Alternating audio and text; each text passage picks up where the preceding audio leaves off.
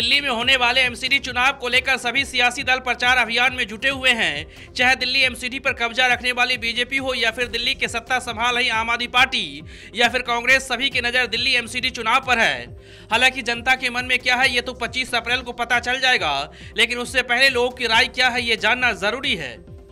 दिल्ली में एमसीडी चुनाव 23 अप्रैल को होने हैं। उससे पहले जनता का मूड भांपने के लिए लोगों की राय अपने आप में बहुत खास होता है।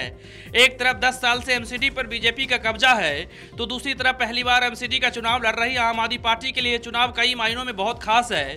दिल्ली की जनता किसे चुनती है इसके लिए तो 25 तारीख का इंतजार करना होगा, लेकिन उससे पहले हम आपको बताते हैं कि दिल्ली के लोग चाहते क्या हैं। मेयर का चेयर किसको? आम आदमी पार्टी को 179 सीट मिल सकती है। बीजेपी के खाते में 45 सीट जा सकती है।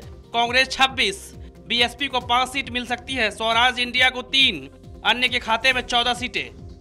3 निगमों वाला ये चुनाव वाकई बहुत खास है। आए दिन देखा जाए तो दिल्ली में कूड़ा को लेकर खूब राजनीति होती है, यानी समझा जा सकता है कि एमसीडी चुनाव के नतीजे दिल्ली की राजनीति में बहुत कुछ बदलाव लाएगी।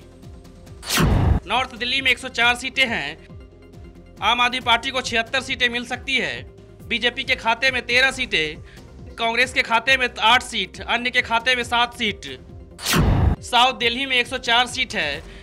आम आदमी पार्टी को 60 सीट मिलने के आसार है। बीजेपी के खाते में 25 सीट जाती दिख रही है। कांग्रेस के खाते में 5 और अन्य के खाते में 18। ईस्ट दिल्ली में 64 सीट है। यहाँ पर आम आदमी खाते में 40 सीट जाती दिख रही है। बीजेपी के खाते में 14 सीट, कांग्रेस के खाते में 2, अन्य के खाते में 8।